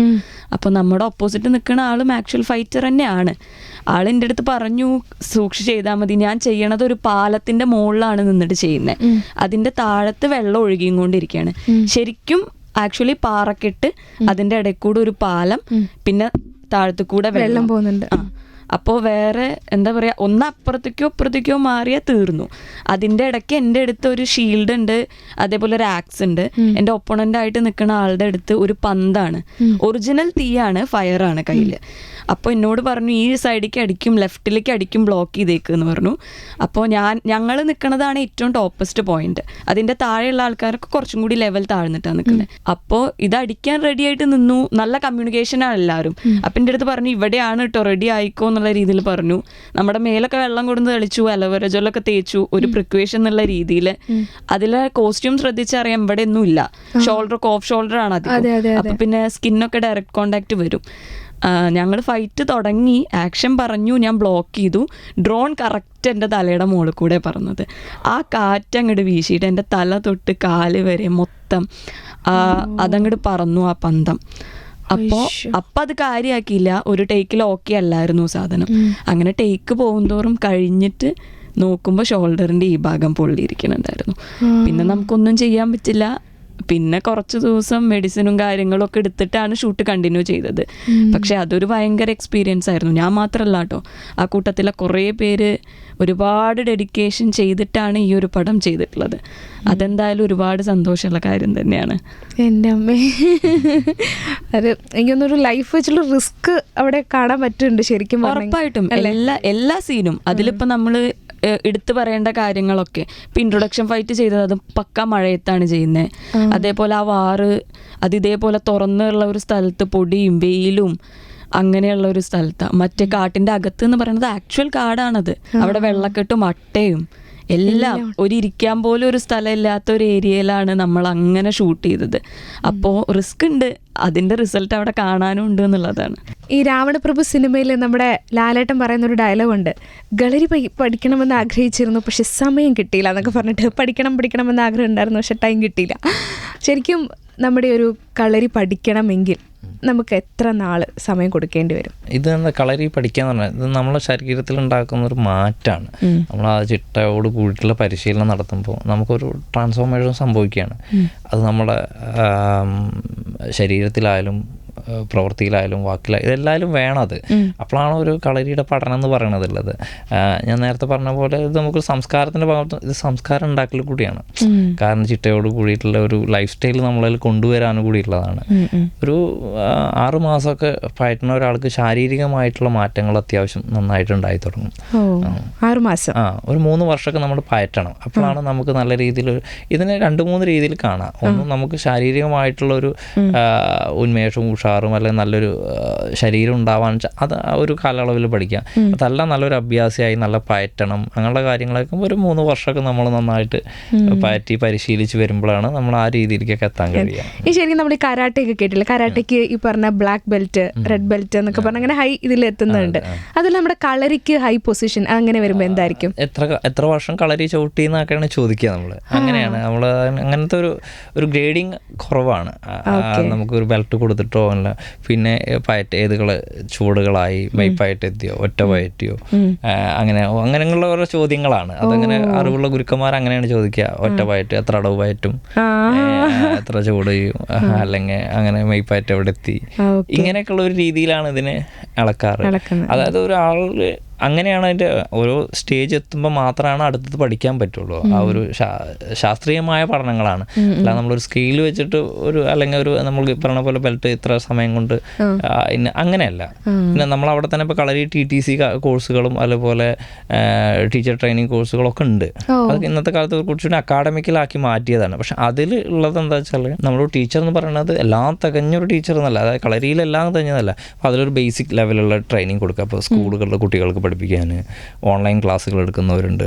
അതുപോലെ ചെറിയ രീതിയിലുള്ള ബേസിക് ട്രെയിനിങ് കൊടുക്കാൻ കഴിയുന്ന കോഴ്സുകൾ അതൊക്കെയാണ് TTC. പിന്നെ അഡ്വാൻസ് കോഴ്സുകളും ഉണ്ട്. പക്ഷേ ഒരു കളരി ഗുരു എന്ന് പറയുമ്പോൾ അല്ലെങ്കിൽ കളരി അഭ്യാസം അത് വേറെ ഒരു തലമാണ്. അത് ചിലപ്പോൾ ഒരു തപസ് പോലെ നമ്മൾ കൊണ്ടുപോകണം. അത് നമ്മളൊരു പാരമ്പര്യ രീതിയിലുള്ള പഠനമാവും. അത് അങ്ങനെ പഠിക്കുന്നവരാണ് നമ്മളെ നാട്ടിൻ പുറത്തുള്ള കൂടുതൽ ആൾക്കാർ പഠിച്ചുകൊണ്ടേയിരിക്കും. അവർക്ക് അങ്ങനെ ഒരു ഇന്ന കാലയളവിൽ പഠിച്ചു തീർക്കുക അങ്ങനെയല്ല. അതിൽ എത്തലാണ്, അതൊരു ജേണിയാണ്. അതിങ്ങനെ കണ്ടിന്യൂ ചെയ്തുകൊണ്ടേയിരിക്കും. ഇപ്പം ഞാൻ പഠിപ്പിക്കുന്നതാണ്, പക്ഷെ ഞാൻ ഇപ്പോഴും പഠിച്ചുകൊണ്ടിരിക്കും. ഒരിക്കലും ഒരു പൂർണ്ണത അതിലല്ല. ഇപ്പം എത്ര വർഷമായി? ഞാൻ 7 വയസ്സിൽ ഏകദേശം തുടങ്ങിയതാണ്. ഈ കാന്താര സിനിമ ചെയ്തപ്പം ഏറ്റവും ബുദ്ധിമുട്ടിയ ഫൈറ്റ് അതേതായിരിക്കും? ബുദ്ധിമുട്ടിയെടുത്ത ഫൈറ്റ് വാർ തന്നെയാ. കാരണം ബാക്കി ഒരുവിധം ഫൈറ്റില് ഞങ്ങൾക്ക് നൈറ്റ് ആയിരുന്നു. പിന്നെ ചാരിയറ്റ് ഫൈറ്റ് കുറച്ച് ബുദ്ധിമുട്ടായിരുന്നു. കാരണം ആദ്യമായിട്ടാവും ചിലപ്പോ ഒരു ഇന്ത്യൻ മൂവിയിൽ ഇങ്ങനെ ഒരു ഇറങ്ങി വരുന്ന ഒരു ചാരിയറ്റിന്റെ മേലെ ഹീറോ ക്രൂ നിന്ന് ഫൈറ്റ് ചെയ്യുന്ന. കാരണം സൈഡിലെല്ലാം ജൂനിയർ ആർട്ടിസ്റ്റ് ഷോപ്പുകള്, അതില് ഇത് മറിയുന്നു, ഇത് തിരിയുന്നു, പൊടി, സൺലൈറ്റ്. കാരണം അതൊരു ഫൈറ്റ് സിനിമയിൽ കുറച്ച് മിനിറ്റേ ഉള്ളൂ, പക്ഷെ ഒരു 22 ദിവസം കണ്ട് അതിന്റെ ഷൂട്ട് ഉണ്ടായിരുന്നു. ആ ഒരു സീൻ. കാരണം അത്ര ദിവസം ഷൂട്ട് ചെയ്താലാണ് സിനിമയിൽ ഇത്ര ഒരു 3 മിനിറ്റ് കിട്ടുള്ളൂ നമുക്ക്. അപ്പൊ അതിനുവേണ്ടി സ്ഥിരം ഇതന്നെ ചെയ്തോണ്ടിരിക്കുക, ഈ വെയിലിനെ കൊണ്ടുകൊണ്ടിരിക്കുക, ഈ പൊടി ഇടി. ഫൈറ്റേഴ്സ് ആണെങ്കിലും ചിലപ്പോ ഒന്നാമത് നമുക്ക് ഫൈറ്റ് അറിയാം, ഒപ്പണന്റും നമ്മളും ഫൈറ്റ് അറിയുന്ന ആളാവുമ്പോൾ കുറച്ചുകൂടി നമ്മള് ക്യാമറയിൽ ഒന്നുകൂടി റിയലിസ്റ്റിക് ആയി വരാൻ വേണ്ടി കുറച്ചുകൂടി ഒറിജിനാലിറ്റി ആയിട്ട് ഫൈറ്റ് ചെയ്യും. കാരണം നമ്മൾ ബ്ലോക്ക് ചെയ്യും അല്ലെങ്കിൽ മാറും എന്നുള്ള ഒരു കോൺഫിഡൻസ് അവർക്ക്, നമ്മളെ കമ്മ്യൂണിക്കേഷൻ നടക്കുന്നുണ്ടാവും, അവർ കെമിസ്ട്രി വന്നു കഴിഞ്ഞാൽ പിന്നെ അത് ഈസി ആയിട്ട് വരും. പക്ഷെ എന്നാലും നമ്മളിത് ചെയ്യണമല്ലോ, ബൈ ചാൻസ് ഒക്കെ ഒരു സെക്കൻഡിന്റെ കളിയല്ലേ, അതിലെവിടെയെങ്കിലും ഒരു മിസ്റ്റേക്ക് വന്ന് അടി മേത്ത് കൊള്ളും. വുഡൻ വെപ്പൺസ് ആണ്, ഡമ്മി തരും, എന്നാലും ചിലപ്പോൾ ക്ലോസ് ഒക്കെ ആകുമ്പോൾ ഡമ്മി ക്യാമറയിൽ വരുമ്പോൾ ഡമ്മി അറിയാൻ പറ്റും, അപ്പോൾ വുഡൻ അല്ലെങ്കിൽ മെറ്റലൊക്കെ എടുക്കും. അതായിരുന്നു. പിന്നെ വാറ് തന്നെയായിരുന്നു. വാറ് ഇതുപോലെ അത്യാവശ്യം നല്ല ടൈം എടുത്തു. അതില് അധികം ചോര വരാത്ത അധികം ദിവസങ്ങൾ ഉണ്ടായിട്ടില്ല എല്ലാം, കാരണം കൂട്ടടിയല്ലേ. അതില് ഹോഴ്സ് പോകുന്നുണ്ട് നമ്മുടെ മുന്നിൽ കൂടെ, നമ്മളെ ഓപ്പോണന്റിനെ നോക്കണം, ഇപ്പുറത്ത് നിൽക്കുന്നോ നോക്കണം, അതിൻ്റെ ഇടയിൽ ഹോഴ്സിൽ ഇവർ പോകുന്നുണ്ടാവും. ചിലപ്പോൾ നമ്മൾ ഫൈറ്റ് ചെയ്യുമ്പോഴും ടക്കുന്ന് ഹോഴ്സ് വരാം. അപ്പൊ ഇത് വാച്ച് ചെയ്യണം, കാരണം കുതിരയ്ക്ക് അറിയില്ലല്ലോ ഇവർ ആക്ടേഴ്സ് ആണ്, ഇത് സിനിമയാണ്, അത് വന്ന് ചവിട്ടി പോകും. നമ്മുടെ കൂട്ടത്തിൽ ഒരാളങ്ങനെ കാലിലൊക്കെ ഇഞ്ചുറായി, ബോണൊക്കെ ക്രാക്കായി. കാരണം അതവിടെ 2-3 ദിവസം കഴിഞ്ഞപ്പോ ഇത് എല്ലാരും അതായിട്ട് പൊരുത്തപ്പെട്ടു. ചോരയോ ഫസ്റ്റ് എയ്ഡ് വേണ്ട, അത് ഇവിടെ തുടക്കിയ അടുത്ത ഷൂട്ട് ഇത് വരിക. പിറ്റേ ഒരു ദിവസം ഞങ്ങൾക്ക് ഒരു 3-4 പേർക്ക് ഇതിൻ്റെ ഒരു ഇൻഡോർ പോവായിരുന്നു. അതായത് ഹീറോയിന്റെ എല്ലാവരും കൊല്ലുന്നൊരു പോർഷനിൽ വന്നപ്പോൾ ഒരുപാട് പേർക്ക് ഇഞ്ചുറി വന്നു, ഒരു കുറേ റോപ്പ് ഷോട്ട് വന്നു. മെയിനായിട്ടുള്ളത് ഈ കേവേഴ്സ് തന്നെയാണ്, കാരണം അത്രയും പേര് അടുത്ത എല്ലാവരുടെ കയ്യിലും വെപ്പൺസാണ്. അപ്പൊ അങ്ങോട്ടും ആരുടെയും മിസ്റ്റേക്ക് അല്ല, പക്ഷെ തട്ടാം, കാരണം അങ്ങനെ സാഹചര്യം അങ്ങനെയാണ്. ഇത് തട്ടുന്നു. ഞങ്ങൾ എന്നിട്ട് വൈകുന്നേരം അവിടെ കുന്താപുര ഹോസ്പിറ്റലിൽ പോയിട്ട് 3-4 പേരിങ്ങനെ എൻ്റെ കാലിൽ ഇതുപോലെ ഒരു വെപ്പൺ കൊണ്ട് ചെറിയൊരു 2-3 ഇഞ്ച് ഹോള് വന്നു തൊടയില്. എന്നിട്ട് 2-3 ഇഞ്ചാണ് ഉള്ളിലേക്കാണ് ഇത് എവിടുന്ന വന്നറിയില്ല സത്യം പറഞ്ഞാൽ. ഞാൻ ഇങ്ങനെ റോപ്പിൽ ലാൻഡ് ചെയ്തിട്ട് ഇവിടെ എന്താ നനവുണ്ടല്ലോ ഡ്രസ്സിൽ, ബ്ലഡ്. അപ്പൊ ആള് വന്നു. പക്ഷെ അപ്പോഴും ആള് നമുക്ക് തരുന്ന ഒരു ഇതാ, ചോര, സന്തോഷമായി, ഐശ്വര്യായി, ഇനി ഇതെല്ലാം നന്നായിട്ട് പോയിക്കോളും, അങ്ങനെ ഒരു മെന്റാലിറ്റി. ഇവർക്കത് എക്സ്പീരിയൻസ് ആണ്. കാരണം ഒരു പ്രാവശ്യം ഗോപിയുടെ ഒക്കെ ഇതിൽ ഞാനൊരു വെട്ടിയിട്ടുണ്ട് പ്രോഗ്രാമിൻ്റെ ഇടയിൽ. 6 സ്റ്റിച്ചിട്ടിട്ട് ഒരു 2-3 ആഴ്ചയോളം ഈ കണ്ണ് തുറക്കാൻ പറ്റിയിട്ടില്ല, അത് മുഴുവൻ അടച്ച് കെട്ടി വെച്ചിട്ടുണ്ടായിരുന്നു. അല്ല, അതുകൊണ്ട് അവർക്ക് അതൊരു, ഞാൻ പ്രത്യേകം ചോദിച്ചു ആയുധം എല്ലാം കൊണ്ടാണ് വരുന്നത്. ഓക്കെ, അപ്പൊ അങ്ങനെയുള്ളത് ഓൾറെഡി നമ്മുടെ ഇതിലേക്ക് നടക്കുന്നുണ്ട്. ഇതിന്റെ ഇഞ്ചുറികൾ ഉണ്ടാവാറുണ്ട്. അത് കാരണം നമ്മൾ ഉപയോഗിക്കുന്നത് മെറ്റൽ വെപ്പൺസ് ആണ്. അത് ഇപ്പൊ നമ്മൾ എത്ര ആയാലും പ്രാക്ടീസിൽ ഒരാളുടെ സ്പീഡ് കൂടുകയോ ഒരാളുടെ സ്പീഡ് കുറയുകയോ ചെയ്ത് മതി അതിലൊരു അപകടം വരാൻ. അപ്പോൾ അത് ആ കെമിസ്ട്രി അത്രയും ഇപ്പോൾ സ്പീഡാണ്. ചിലപ്പോൾ നമ്മൾ ചെയ്യുന്ന പ്രതല സ്റ്റേജോ മറ്റെന്തെങ്കിലും നല്ലതല്ലാന്നുണ്ടെങ്കിൽ ഒരാളുടെ സ്പീഡിൽ ചിലപ്പോൾ ചൂട് വെക്കുമ്പോൾ എവിടെയെങ്കിലും തടയുക ചെയ്ത് കഴിഞ്ഞാൽ ബാക്കോട്ട് മാറുമ്പോൾ ആ സ്പീഡ് അവിടെ ലോ, മറ്റാൾ അറിയുന്നില്ല, ആള് വെട്ടിക്കണം. അപ്പോൾ കൊള്ളുക സ്വാഭാവികമാണ്, അങ്ങനെ ഉണ്ടാവാറുണ്ട് ഒരുപാട്. മാക്സിമം ശ്രദ്ധിക്കും, മാക്സിമം ചെയ്യും, പക്ഷെ എന്നാലും അതൊക്കെ ഉണ്ടാവാറുണ്ട്. ഇവിടെ ഒരു വെട്ടുണ്ടല്ലോ ബിബിന്റെ, മാത്രമല്ല തലയിലൊക്കെ കുറെ സ്റ്റിച്ച് തന്നെയാണ്, എല്ലായിടത്തും ഉണ്ട്. കയ്യിലൊക്കെ പ്രത്യേകിച്ച് ഇടത് കയ്യിൽ ഒരുപാട് വരും, വലത് കയ്യിൽ കൂടുതൽ വരും. കാരണം ഇടത് കയ്യിൽ എപ്പോഴും ഷീൽഡോ കാറ്റൊക്കെ ഉണ്ടാവും, വലത് കൈ ഇങ്ങനെ ഓപ്പൺ ആവും. അപ്പോൾ ഇവിടെയൊക്കെ സ്റ്റിച്ചുകൾ ഉണ്ടാവാറുണ്ട്. എന്റെ മാത്രമല്ല, ഒരുവിധം പ്രാക്ടീസിന് എല്ലാവരുടെയും ഉണ്ട്. അതുപോലെ റൈറ്റ് ഷോൾഡർ ഉണ്ടാവാറുണ്ട്. കാര്യമായിട്ടൊന്നും ഉണ്ടാവില്ല, ചിലപ്പോൾ ചെറിയ ചെറിയ രീതിയിലുള്ള. അതെ. ഓക്കെ, ശരിക്കും എനിക്കൊന്ന് ഋഷഭ് ഷെട്ടിനെ പറ്റി പറയുകയാണെങ്കിൽ അദ്ദേഹം ഫസ്റ്റ് കാന്താര ചെയ്ത സമയത്ത് ഒരു ഷോൾഡർ ഇഞ്ചുറി വന്നിട്ടുണ്ടായിരുന്നു. ഇപ്പൊ ഇത് ചെയ്യുന്ന സമയത്തും അത്യാവശ്യം ഇഞ്ചുറീസ് ഒക്കെ നമ്മൾ കേട്ടിട്ടുണ്ട്. അപ്പോൾ ഇത് ട്രീറ്റ് ചെയ്തത് ശരിക്കും, ഇത് ഹീൽ ചെയ്തത് ശരിക്കും ഒരു കളരി വിദ്യ കൊണ്ടാണ് എന്ന് ഞാൻ കേട്ടു.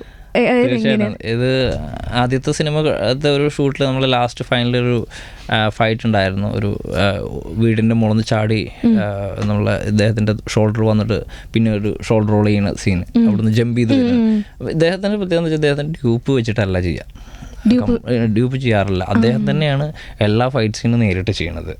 അത് അത്ര കോൺഫിഡൻ്റ് ആയി ചെയ്യുന്ന, വളരെ ഡെഡിക്കേറ്റഡ് ആയിട്ടുള്ള. അപ്പോൾ ഓട്ടോമാറ്റിക്കലി ഇഞ്ചുറി അതുപോലെ ഉണ്ട്, എടുക്കുന്ന ഡെഡിക്കേഷൻ അനുസരിച്ച് ബോഡിയിൽ ഇഞ്ചുറി ചെയ്യും. അപ്പോൾ ആദ്യത്തിൽ ഷോൾഡറിന് നല്ലൊരു ഇഞ്ചുറി ഉണ്ടായിരുന്നു. അപ്പോൾ നമ്മൾ പ്രാക്ടീസ് തുടങ്ങുമ്പോൾ തന്നെ ഇതൊക്കെ പറഞ്ഞിരുന്നു. അപ്പോൾ നമ്മൾ അതിനുള്ള തൈലവും മറ്റു കാര്യങ്ങളൊക്കെ നാട്ടിൽ നിന്ന് പോകുമ്പോൾ കൊണ്ടുപോയായിരുന്നു. വെച്ച് കെട്ടാനുള്ള പച്ചമരുന്നുകളായാലും തൈലായാലും കിഴി കെട്ടുള്ള മരുന്നുകളൊക്കെ കൊണ്ട് അവിടെ നിന്ന് തന്നെ ട്രീറ്റ്മെൻറ്റ് ചെയ്താണ് ഷോൾഡറിൻ്റെ പ്രശ്നങ്ങളൊക്കെ അത് അങ്ങനെ തീർന്നു. പിന്നെ അതായത് ബാക്ക് പെയിൻ്റെ ഒരു പ്രശ്നം ഉണ്ടായിരുന്നു, അതും ഇതിൻ്റെ ഇടയിൽ ട്രീറ്റ്മെൻറ്റ് എടുക്കണം. അപ്പോൾ ചവിട്ടി ഒഴിച്ചിൽ, കൈ ഒഴിച്ചിൽ, അങ്ങനെ എല്ലാ സമ്പ്രദായത്തിലുള്ള ചികിത്സകളും ഇതിൻ്റെ ഇവിടെ എടുത്തായിരുന്നു. ഗോകുൽ പറഞ്ഞ പോലെ തന്നെ ചില സീനുകളെ കഴിഞ്ഞ് വരുമ്പോൾ അതേ ആകെ ടയർഡാവും. അപ്പോൾ ആദ്യം ഒഴിച്ചിൽ കാര്യങ്ങളൊക്കെ ചെയ്യാറുണ്ടായിരുന്നു. കാരണം ബോഡിയൊക്കെ ഒന്ന് അലൈൻ ചെയ്ത് ബോണൊക്കെ ഒന്ന് കംപ്രസ്ഡ് ആയതൊക്കെ ഒന്ന് റിലാക്സ് ആവാൻ വേണ്ടിയിട്ട് അദ്ദേഹം ചികിത്സ ഇതിൻ്റെ കൂടെ തന്നെ എടുത്തായിരുന്നു മാക്സിമം. അതുപോലെ ആ കാലിൽ നീര് വന്ന സമയത്തൊക്കെ നമ്മൾ ഇവിടുന്ന് മരുന്നുകളൊക്കെ അരച്ച് പച്ചമരുന്നുകളൊക്കെ അരച്ച് ഇവിടുന്ന് കൊറിയർ ആക്കിയായിരുന്നു അന്ന്. കാരണം ഇവർ അവിടെ നിന്ന് കുന്താപ്പൂരിക്ക് അഡ്രസ്സിൽ അയച്ചു കൊടുക്കുകയായിരുന്നു. അങ്ങനെയൊക്കെ അവിടെ നിന്ന് എടുത്ത് ഗൂഗിൾ തന്നെ അവിടെ നിന്ന് രാത്രി ഷൂട്ട് കഴിഞ്ഞ് റൂമിൽ പോവും, ബാൻഡേജ് ചെയ്യും, കിടന്നുറങ്ങും, രാവിലെ പിന്നെ അഗെയിൻ ഇത് തന്നെ സെയിം ചെയ്യുക. കാരണം നമുക്കിത് ഹീൽ ആവണമെങ്കിൽ ഒരു നോർമലി ഒരു മനുഷ്യന്റെ ബോഡി ഹീലായി വരാൻ നമ്മൾ സമയം കൊടുക്കുമല്ലോ, അത് കൊടുക്കില്ല. കാരണം ഒരു ദിവസം ഗ്യാപ്പ് കൊടുക്കാനില്ല. ഓൾറെഡി റിലീസ് ഡേറ്റ് ഒക്കെ അനൗൺസ് ചെയ്തു, ഷൂട്ട് പോയിക്കൊണ്ടിരിക്കുക, VFX കുറെ പെൻഡിങ്. അപ്പോൾ ആൾക്ക് ഇത് കണ്ടിന്യൂസ് ഈ പ്രോസസ്സ് നടന്നുകൊണ്ടേയിരിക്കണം. അപ്പോൾ എനിക്ക് തോന്നുന്നു അദ്ദേഹം ഈ പറഞ്ഞ പോലെ സിനിമയുടെ ഇടയ്ക്ക് ഷൂട്ടിന്റെ ഇടയ്ക്കൊക്കെ പ്രാക്ടീസ് അല്ലേ ഒക്കെ ചെയ്യുന്നുണ്ടായിരുന്നു. ഒഴിവ് ദിവസങ്ങൾ നല്ല സമയം ഉണ്ടാക്കിയിട്ടുണ്ട്, അതിനുവേണ്ടി സമയം കണ്ടെത്തി അതൊക്കെ പ്രാക്ടീസ് ചെയ്തിരുന്നു. ഞാനും അദ്ദേഹത്തിന്റെ അസിസ്റ്റന്റ് രക്ഷിത്ത് ഇതില് ചിങ്ക്ര എന്ന് പറഞ്ഞ ക്യാരക്ടർ ചെയ്തു, ജയന്റ് ആയിട്ടുള്ള ഒരാളില്ലേ. ഞങ്ങൾ രണ്ടുപേരായിരുന്നു ഒരുമിച്ച് റൂമിൽ, അദ്ദേഹം വേറെ റൂമിൽ, സെയിം റിസോർട്ട്. അപ്പൊ ഞങ്ങൾ നമ്മുടെ ക്രൂ, നമ്മുടെ ബർമ ഗ്യാങ് ടീമെല്ലാം ഉള്ള അപ്പുറത്തെ ഹോട്ടലിൽ ഞങ്ങൾ ഒരു ദിവസം രാത്രി പോയി. ഞങ്ങൾ അവിടെ രാത്രി നിന്നു, ഞങ്ങൾ രാത്രി അവിടെ കിടന്നു. കുറച്ച് ഞങ്ങളെല്ലാവരും കൂടി അവിടെ ഇരുന്ന് ലേറ്റായി. പിറ്റേന്ന് രാവിലെ ഞങ്ങൾ അവിടുന്ന് രാവിലെ നേരത്തെ അലാറൊക്കെ വെച്ച് പായുക. കാരണം രാവിലെ ഇങ്ങേർക്ക് ജ്യൂസ് കൊടുക്കണം, ആളുടെ ബാക്കി പ്രിപ്പറേഷൻസ് വർക്കൗട്ട് എല്ലാം ചെയ്യണമെങ്കിൽ രക്ഷിത് അവർ വേണം കൂടെ. ഞങ്ങൾ ചെന്നപ്പോൾ ഇങ്ങേര് അവിടെ ജിമ്മിൽ ഹനുമാൻ ചാലീസ എല്ലാം ഇട്ട് വർക്കൗട്ട് ഓൾറെഡി സ്റ്റാർട്ട് ചെയ്തു 4:15. എന്നിട്ട് ഞങ്ങൾ ചെന്നപ്പോൾ ഓൾറെഡി സ്റ്റാർട്ട് ചെയ്തു. പിന്നെ ഞങ്ങൾ അങ്ങ് കൂടെ ചെയ്ത്, കാരണം അത്രയൊരു ഡെഡിക്കേഷൻ. അദ്ദേഹം തന്നെയാണോ പറയുന്നത് നമുക്ക് ഇങ്ങനെ ഒരു ട്രഡീഷണൽ ഒരു കളരി മുറകൾ ഇതാണ് നമുക്ക് വേണ്ടത് എന്ന് ഡിമാൻഡ് ചെയ്തതൊക്കെ? ഈ സിനിമയ്ക്ക് വേണ്ടിയിട്ട് ഓരോ ശരിക്കും പറഞ്ഞാൽ നമ്മളെ ഈ സിനിമയുടെ ഭാഗമായിട്ട് ഇതിന് സ്കെച്ചൊക്കെ വരച്ചിട്ടുള്ളത് നമ്മളെ പൊന്നാനിയുള്ള കപ്പ അല്ലേ, അവർ പറയും കുറ്റിപ്പുറം ഉള്ള അദ്ദേഹം കുറേ സ്കെച്ചുകളൊക്കെ വരച്ചാണ്. അപ്പോൾ ഓരോ സീനുകളിൽ ഫൈറ്റ് സീനിൽ ആയുധങ്ങളായാലും വെപ്പൺസിൻ്റെ രൂപങ്ങൾ അങ്ങനെയുള്ള കുറേ ഫൈറ്റ് സീൻസ് ഒക്കെ ഉണ്ടായിരുന്നു. അപ്പം നമുക്കത് കുറേ കാണാൻ പറ്റിയിരുന്നു. അപ്പോൾ അതിനനുസരിച്ചുള്ള ആ വെപ്പൺസ് ഉപയോഗിച്ചിട്ടുള്ള പ്രാക്ടീസൊക്കെ നമുക്ക് കൂടുതൽ കൊടുക്കാൻ പറ്റിയിട്ടുണ്ടായിരുന്നു. അതൊക്കെ ശരിക്കും ഫ്രെയിമിൽ വന്നപ്പോൾ പ്രത്യേകിച്ച് നമ്മൾ പോലും പ്രതീക്ഷിക്കാത്ത ചില മൂവ്മെന്റുകളുണ്ട്. ഇതൊക്കെ വളരെ ഭംഗിയായിട്ട് അതിൽ കൊണ്ടുവരാനുണ്ട്. അത് ഞാൻ ശ്രദ്ധിച്ച ഒരു കാര്യമുണ്ട്. അതായത് ഒരു ഫൈറ്റിൽ ഇങ്ങനെ മെല്ലെ നടന്ന് ആദ്യം സ്റ്റാർട്ട് ചെയ്യുന്ന ഒരു ഫൈറ്റ് മിനിറ്റ് സ്റ്റാർട്ട് ചെയ്യുന്ന മെല്ലെ നടന്നിട്ട് അത് ഇതിന്റെ ഒരു മൂവ്മെന്റ്സിനൊക്കെ നല്ല ഇമ്പോർട്ടന്റ് കൊടുത്തിട്ടുള്ള ഒരു ഇതുണ്ടായിരുന്നു. പിന്നെ അതിൽ മുതലച്ചടക്കം അങ്ങനത്തെ മൂവ്മെന്റുകളൊക്കെ അതിൽ കൃത്യമായിട്ട് മുതലച്ചടക്കം, അത് ശരി, അത് ക്രൊക്കഡൈൽ വാക്ക് ചെയ്യുന്ന ഒരു മൂവ്മെന്റ്, ഇന്റർവൽ ഫൈറ്റില് രണ്ടുപേരെ മുകളിൽ വെച്ച് കൈകുത്തി വരുന്നത് നല്ല പ്രാക്ടീസ് മുതലച്ചടക്കത്തിന്റെ റേസ് ഒക്കെ ഉണ്ടായിരുന്നു. ആള് വരും, രണ്ടാളും റേസ് ചെയ്യും, വെല്ലുവിളിക്കും, എന്നിട്ട് ഇങ്ങനെ ലൈനിൽ നിർത്തിയിട്ട് ആള് അവസാനമൊക്കെ ആയപ്പോ ഒപ്പം പിടിക്കാൻ തുടങ്ങി. കാരണം അദ്ദേഹത്തിന് പ്രായമുണ്ട്, എന്റെ പ്രായം ആള് പ്രായം എന്ന് പറഞ്ഞാൽ അത്രയും വ്യത്യാസമുണ്ട്. ഞാൻ ഇത്ര വർഷമായിട്ട് പ്രാക്ടീസ് ചെയ്യുന്ന ഒരാള്, പക്ഷെ എന്നാലും ആള് മാറ്റം വന്നില്ലേ? ശരിക്കും പറഞ്ഞാൽ ഈ ഫൈറ്റ് ഒക്കെ നടക്കുന്ന സമയത്ത് ഈ ഫൈറ്റ് കൊറിയോയും ഈ കളറിയും കൂടെ എങ്ങനെയാണ് നിങ്ങൾ മിക്സ് ചെയ്ത് അതിന്റെ ഒരു കോൺട്രിബ്യൂഷൻ എങ്ങനെയായിരുന്നു? കാരണം ഫൈറ്റ് കൊറിയോഗ്രാഫി ചെയ്യണമെന്നുണ്ടെങ്കിൽ നമുക്ക് ക്യാമറയുടെ ആംഗിൾസ് അറിയണം, അതുപോലെ അതിന്റെ ടെക്നിക്കൽ സൈഡ് അറിയണം. നമുക്കത് അത്ര പരിചയമില്ല. അപ്പൊ അതിന് ഫൈറ്റ് മാസ്റ്റേഴ്സ് ഉണ്ട്, അവർ ഫൈറ്റ് ഓൾറെഡി ഇത് സെറ്റ് ചെയ്യും. അപ്പോൾ നമുക്ക് ഇത് കാണുമ്പോൾ നമുക്ക് ഏകദേശം ഒരു ഐഡിയ കിട്ടും. അപ്പൊ ഇവരിത് ചോദിക്കും ഇത് എങ്ങനെ നമുക്ക് ഒരു വൈൽഡ് ആയിട്ട് കണക്ട് ചെയ്യാം, അല്ലെങ്കിൽ കളറിയുടെ മൂവ്മെന്റിലേക്ക് എങ്ങനെ കൊണ്ടുവരാം, അങ്ങനെയുള്ള സാധനങ്ങൾ. ഈ വെപ്പൺ കുറെ വർഷമായിട്ട് ഉപയോഗിക്കുന്ന ആളാണല്ലോ, അപ്പൊ ആൾ അതിൽ എക്സ്പേർട്ട് ആയിരിക്കണം. വെറുതെ അത് യൂസ് ചെയ്യാന്നല്ലാതെ അതിനൊരു അടക്കം, ഒരു ഒതുക്കം, അതിങ്ങനെ വീശിയെടുത്ത് ചോദിച്ച് ആ പുലി വരുന്ന ആദ്യത്തെ സീനിലൊക്കെ ഞങ്ങള് ഗ്യാങ് ആയിട്ട് ഇങ്ങനെ ഹണ്ടിങ്ങിന് പോകുന്നു, ആളിങ്ങനെ കുന്തയെടുക്കുന്ന ഒരു സാധനമൊക്കെ ഉണ്ടല്ലോ. അതൊക്കെ അത് മുന്നേ ഞങ്ങൾ ഒരുപാട് പ്രാക്ടീസ് ചെയ്തിട്ടുണ്ടായിരുന്നു. പക്ഷെ അപ്പോഴും നമ്മൾ വിളിക്കും എങ്ങനെ ഒന്നും കൂടി നമുക്ക് ഭംഗിയാക്കി ചെയ്യാം. കാരണം ആ ഒരു ഫുഡ് വർക്ക്, കാരണം എക്സ്പേർട്ട് ആണ് ഇയാളൊരു ആക്ച്വലി ഒരു ട്രൈബാണ്, വേട്ടയാടി കാട്ടിൽ ജീവിക്കുന്ന ഒരാളാണ്. അപ്പൊ ആളത് ഈസി ആയിട്ട് അത് കൈകാര്യം ചെയ്യണം. അപ്പൊ ഇങ്ങനെ ചോദിക്കും എങ്ങനെയാ അത് നല്ലത്. ഫൈറ്റ് മാസ്റ്റേഴ്സ് ഉണ്ടാവും, എന്നാലും കളരിയുടെ ആ ഒരു സ്റ്റൈൽ എങ്ങനെയാ ചോദിക്കും. അപ്പൊ നമ്മളത് കാണിച്ചു കൊടുക്കും ആള്. പക്ഷെ ആൾ പെട്ടെന്ന് തന്നെ അത് ക്യാച്ച് ചെയ്ത് എടുക്കും കേട്ടോ. നമ്മൾ എന്ത് കാണിച്ചു കൊടുക്കുമ്പോഴും ഭയങ്കര പേഷ്യൻ്റ് ആയിട്ട് നിന്ന് കാണും. എന്തെങ്കിലും ഡൗട്ട് ഉണ്ടെങ്കിൽ ചോദിക്കും. പെട്ടെന്ന് തന്നെ ജസ്റ്റ് ഒന്ന് നോക്കിയാൽ തന്നെ ആളത് ക്യാച്ച് ചെയ്യും, പെട്ടെന്ന് തന്നെ പിടിച്ച് ആളത് ചെയ്യും. അതുപോലെ ഋഷഭ് ഷെട്ടിയും അതുപോലെ തന്നെ രുക്മിണിയും കൂടെ ചേർന്ന ഒരു റൊമാൻറ്റിക് സോങ്സ്, അതിനകത്ത് ചെറിയ അവർ തമ്മിലുള്ള ഒരു ഫൈറ്റ് ഒക്കെ ഉണ്ട്. അത് ശരിക്കും എന്തായിരുന്നു ബ്രീഫ്? വാള് നമ്മൾ ഓൾറെഡി ആളെ പഠിപ്പിച്ചിട്ടുണ്ടായിരുന്നു. ആളാണ് രുക്മിണി വസന്തയെ പഠിപ്പിച്ചു. ആളത് പഠിച്ച് ആളെ അങ്ങോട്ട് പഠിപ്പിച്ചു. ഇതിങ്ങനെ ശ്രദ്ധിക്കണം, ഇതിങ്ങനെ തട്ടും. ഇനി മൂന്നാം ഭാഗം അല്ലേ, മൂന്നാം ഭാഗം വരുന്നുണ്ട്. സോ അതിലും നമുക്ക് ഈ കളരി കാര്യങ്ങളൊക്കെ പ്രതീക്ഷിക്കാമല്ലോ അല്ലേ? അതെങ്ങനെയാണ് ആ സിനിമ വരാന്ന് അറിയില്ല. അതെന്തേലും പറഞ്ഞ് നിർത്തിയിരുന്നു, അതിലേക്കാണ് എന്റെ ചോദ്യം. ഇല്ല ഇല്ല, അത് സമയമെടുക്കും. അതിനിടയിൽ അവർക്ക് വേറെ കുറെ പ്രൊജക്ടുകൾ. ഓക്കെ, പക്ഷെ മൂന്നാം ഭാഗം ഉണ്ടല്ലോ, അപ്പം നമ്മളൊക്കെ അതിന് ഇനി അടുത്ത അതിനു വേണ്ടിയുള്ള വെയിറ്റിംഗ് ആണ്. ഓക്കെ, അതുപോലെ ബിബിൻ ആക്ച്വലി എനിക്ക് തോന്നുന്നു ഒത്തിരി സിനിമകൾ ചെയ്തിട്ടുണ്ടോ, വർക്കുകൾ ഇനിയിപ്പോൾ വരാനുള്ള കുറച്ച് സിനിമകളുണ്ട്. അങ്ങനെ ചെയ്ത സിനിമകളുടെ ആരെയൊക്കെ ഒന്ന് പറയാം. മുമ്പ് കുറേ സിനിമകൾ ചെയ്തിട്ടുണ്ടെങ്കിൽ അതത്ര വലിയൊരു എന്താ പറയുക, കളരിക്ക് അത്ര ഒരു പ്രാധാന്യം എന്ന് പറയാമല്ല. ചെറിയ ചെറിയ കാര്യങ്ങൾ, ചിലത് പാട്ട് സീനുകളാവും, അതിൻ്റെ കൊറിയോഗ്രാഫികളോ ഇങ്ങനെയൊക്കെ ചെയ്തിട്ടുള്ളൂ. ഒരു നല്ലൊരു സിനിമയിൽ അതിൻ്റെ ഭാഗമായിട്ട് നിൽക്കാൻ പറ്റും ഒന്നിപ്പോൾ കഴിഞ്ഞത് കാന്താരാണ്. അത് 2-3 വർഷം നമ്മൾ ടീം അതിന് വേണ്ടിയിട്ട് നിന്നുള്ളതാണ്. അപ്പോൾ അത്രയും എനിക്ക് തോന്നില്ല ഇനി അതുപോലൊരു പടം ഇതിന്റെ ഭാഗമായി നിൽക്കേണ്ടി വരുമെന്ന് അറിഞ്ഞൂടാ, അതിലുണ്ടായിരിക്കാം. പിന്നെ ഇപ്പൊ ചെയ്യുന്നുണ്ട്, ഇപ്പൊ ചെയ്യുന്ന ഒരു സിനിമ ഉണ്ട്, പള്ളിച്ചട്ടമ്പി എന്ന് പറയും. അതെ അതെ, അദ്ദേഹത്തിന്റെ അതില് കളരിക്ക് വളരെ പ്രാധാന്യമുള്ള ഒരു സിനിമയാണ്. അപ്പൊ അതിന്റെ ഭാഗമായിട്ട് നമ്മൾ വർക്ക് ചെയ്യുന്നുണ്ട് നല്ല രീതിയിൽ. മാത്രമല്ല നമ്മുടെ കളരിയിലുള്ള ഒരുപാട് കുട്ടികളും അതില് അഭിനയിക്കാനൊക്കെ ഉള്ള അവസരങ്ങളൊക്കെ കിട്ടിയിട്ടുണ്ട്. സന്തോഷമായിട്ടുള്ളൊരു വർക്ക്. Okay, nice. ഇപ്പം നമ്മുടെ ബോഡിയിൽ ഈ ബോഡി പ്രഷർ പോയിന്റ്സുകളൊക്കെ ഉണ്ടെന്ന് കേട്ടിട്ടുണ്ട്. കളരിയുടെ ഭാഗം തന്നെയല്ലേ അത്? തീർച്ചയായിട്ടും. അതെ അതെ, എത്ര ഉണ്ട്? ഒരുപാട് 107 എന്ന് പറയുന്നുണ്ട്, 108 മർമ്മസ്ഥാനങ്ങൾ പറയുന്നുണ്ട്. മർമ്മസ്ഥാനങ്ങൾ കൂടുതലുണ്ട്, പക്ഷെ അതിന്റെ പ്രയോഗങ്ങളുടെ അടിസ്ഥാനത്തിന് പെടുത്തിയിട്ട് 107, 108 എന്നുള്ള രീതിയിൽ പറയപ്പെടുന്നു. അതിൽ ഒളിമ്പ്യൻ അന്തോണി ഹാദത്തില്ലേ നമ്മുടെ ഒരു പെരട്ടിക്കൊത്തുന്ന ഉണ്ട്. അങ്ങനെ ഒരു എടുക്കോ നമുക്ക് അതിൽ അതിന്റെ ഓരോ സിംറ്റംസ് ഒരു മർമ്മത്തിലാകാതിന്റെ പല രീതിയിലാണ്. ശ്വാസം അടക്കം ഉണ്ടാവാം, ശ്വാസം മുട്ടുണ്ടാവാം, ഛർദി ഉണ്ടാവാം, കണ്ണു മേപ്പോട്ട് പോകുന്ന അവസ്ഥകൾ ഉണ്ടാവാം. ചില അംഗങ്ങൾക്ക് എന്താ പറയാ ഫ്രീസായി പോകുന്ന അവസ്ഥകൾ ഉണ്ടാവാം.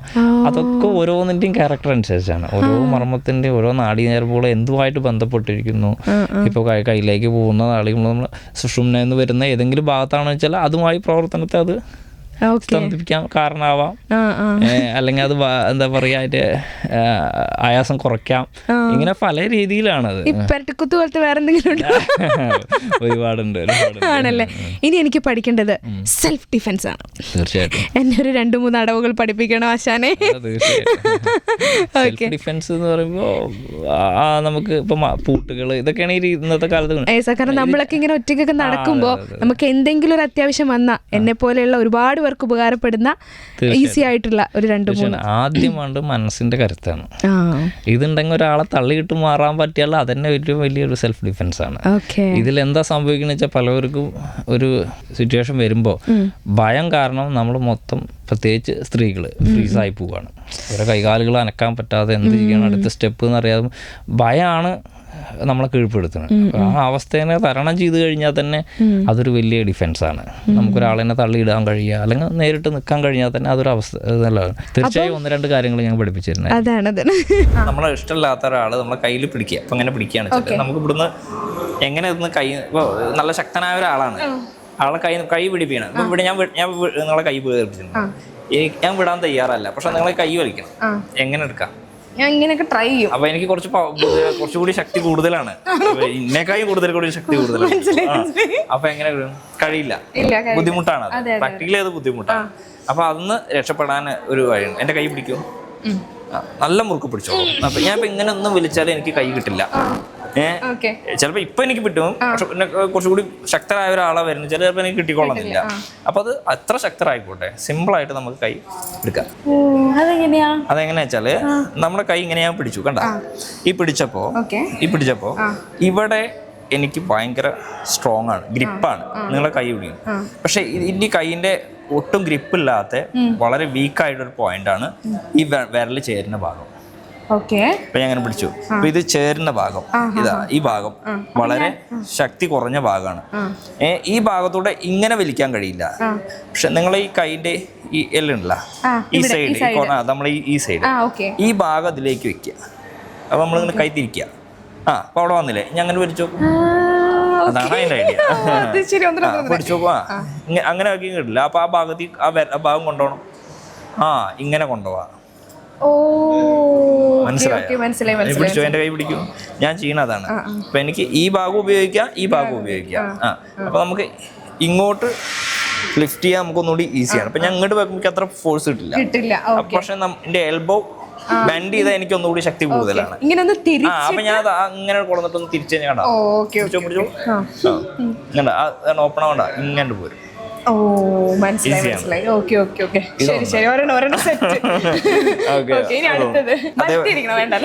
ബുദ്ധിമുട്ടാവില്ലേ? ഇനി ഒന്ന് പിടിക്കും. ഇനിയിപ്പോ ഞാൻ ഇപ്പൊ കൈയെടുത്തു, എനിക്കതല്ല നിങ്ങളൊന്ന് തിരിച്ചു ഉപദ്രവിക്കണം അല്ലെങ്കിൽ വേദനിപ്പിക്കണം എന്നുണ്ടെച്ചാല് ഞാൻ ഇപ്പൊ നിങ്ങളെ കൈ ഇങ്ങനെ പിടിച്ചിട്ടുണ്ടാണ്, എന്നെ പിടിച്ചിട്ടുണ്ട്, ഞാനങ്ങനെ ഇത് സപ്പോർട്ട് ചെയ്ത് കൊടുത്തു എൻ്റെ കയ്യിൽ തന്നെ. കാരണം നിങ്ങളെ കൈ തിരിയാൻ പാടില്ല, അപ്പോഴാണ് എനിക്കത് ശരിയാവുള്ളൂ. അപ്പം നിങ്ങളെ കൈ തിരിയായിരിക്കാൻ ഞാൻ എൻ്റെ കയ്യിൽ കൂട്ടി സപ്പോർട്ട് ചെയ്തു. എന്നിട്ട് ഒന്ന് ഇങ്ങനെ പൊക്കിയിട്ട് ഇതിൽ കൈ വെച്ചു. അപ്പൊ അങ്ങനെ അപ്പൊ ഈ ജോയിന്റ് മുഴുവൻ ഇനി എനിക്ക് നിങ്ങളെ പ്രസ് ചെയ്യാം, അപ്പൊ താഴെ വരെ പോകും.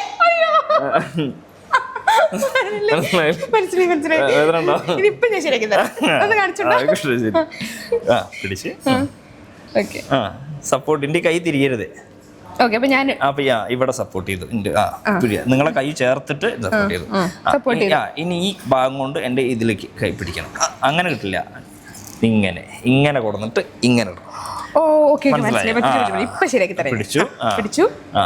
അതന്നെ എനിക്ക് ഫസ്റ്റ് ഇവിടെ എനിക്ക് സ്ട്രെയിൻ ആയി, ഇവിടെ എനിക്ക് ബുദ്ധിമുട്ടായി. കാരണം എന്റെ ഈ ഭാഗം നിങ്ങൾ ഇവിടെ അമർത്തിയിട്ട് ഇങ്ങനെ ആക്കിയിട്ടുണ്ട്. ഇത് ഇവിടെ ഫുള്ള് സ്ട്രെച്ച് ആയപ്പോ മസിൽസ് ഒക്കെ സ്ട്രെയിൻ ആയി. മാക്സിമം എന്റെ മസിൽ ഞാൻ ലൂസ് ആക്കി, ആ സ്ട്രെയിൻ വന്ന കാരണം. ഇനി അപ്പൊ നിങ്ങൾക്ക് ആധിപത്യം വന്നു എന്നില്ലേ, അപ്പൊ ഫോഴ്സ് ചെയ്യാം. നിങ്ങളെ മാക്സിമം ഫോഴ്സ് ചെയ്യുമ്പോൾ നിങ്ങൾ നേരെ താഴേക്ക് ആക്കുക. താഴേക്കുമ്പോൾ ഇവിടെ പെയിന് കൂടും. അപ്പൊ നമ്മൾ അഡ്ജസ്റ്റഡ് ആയിട്ട് നമ്മൾ ഇരുന്ന്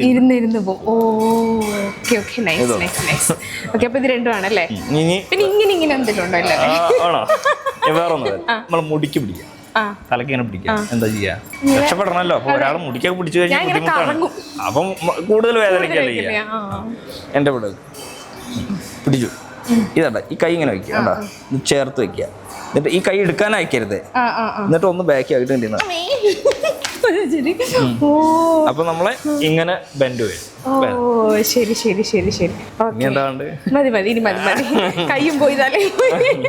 ഓക്കെ, അപ്പം ഇതാണ് ശരിക്കും. അതെ, പിന്നെ ഒരുപാട് ലോക്കുകളും പൂട്ടുകളും ഒക്കെ കളരിയിലുണ്ട്. പൂട്ടുകളും അതിന്റെ ഒഴിവ് അങ്ങനെയുള്ള ഒരുപാട് കാര്യങ്ങൾ പറയും. ഇതെല്ലാം കളരിയിലുള്ള. ഇതൊക്കെ നമുക്ക് പ്രാക്ടിക്കൽ ആവണമെങ്കിൽ ഇത് ഒരുപാട് പ്രാക്ടീസ് കാണും. ഇപ്പൊ എന്റെ കോളറിന് പിടിക്കും, പിടിക്കും. അപ്പൊ ഈ കൈ നിങ്ങൾക്ക് ആകണം. ഈ സാധനം തന്നെ എനിക്ക് ഇങ്ങനെ എടുത്തിട്ട് ഇങ്ങനെ കൊണ്ടുവരാം. അപ്പൊ ഇത് ഞാൻ കൂടുതൽ പ്രാക്ടീസ് ചെയ്യുന്ന ആളുകൊണ്ട് എനിക്കത് ഈസിയാണ്. ശരി ശരി. ഞാൻ ചിലപ്പോ നിങ്ങൾക്ക് ഒരു ദിവസം കൊണ്ട് ഇത് നമ്മൾ എത്ര റിപ്പീറ്റ് ചെയ്യണോ അപ്പോൾ ഇതിന്റെ വേഗത, അതിന്റെ ഒഴുക്ക്. ഇപ്പൊ ഞാൻ അങ്ങനെ ആക്കുമ്പോ കൈ പിടിക്കും, ഇതിങ്ങനെ ആക്കുമ്പോ എന്റെ ശരീരത്തിന് ഒരു മൂവ്മെന്റ് കൂടി ഞാൻ കൊടുക്കുന്നുണ്ട്. ഇപ്പൊ ഇവിടെ എൽബോ ഇട്ടു, പിന്നെ ഞാൻ മൊത്തത്തിലൊരു മൂവ്മെന്റ് ഉണ്ട്. ഈ മൂവ്മെന്റ് കൂടി വരുമ്പോഴാണ് ഇത് പ്രായോഗിക തലത്തേക്ക് വരുള്ളൂ. അതല്ല ഞാൻ ഇപ്പൊ ഇതിങ്ങനെ കാണിച്ചു തന്ന ഭാഷ ഇപ്പൊ കൈ ഇട്ടിട്ട് ഇതൊക്കെ അവിടെയാണ് ഇതിന്റെ കാര്യങ്ങള്. ഇത് നമ്മൾ ഈ രണ്ടെണ്ണൊക്കെ ഉപയോഗിക്കാൻ പറ്റുന്ന കുറച്ച് ചെറിയ കാര്യങ്ങൾ. അപ്പോൾ ഒത്തിരി സന്തോഷം. ഗോപിക, ഗോകുൽ ആൻഡ് വിബിൻദാസ്, ആശാൻ എല്ലാവരും ഉണ്ട്. അപ്പോൾ ഇനി ഒത്തിരി സിനിമകൾ ഞങ്ങളും വെയിറ്റിംഗ് ആണ്. ഒത്തിരി മുറകൾ കാണാൻ ഞങ്ങൾ കാത്തിരിക്കുകയാണ്. ഒത്തിരി സിനിമകളൊക്കെ ചെയ്യാൻ പറ്റട്ടെ എല്ലാവർക്കും. Thank you so much. Thank you.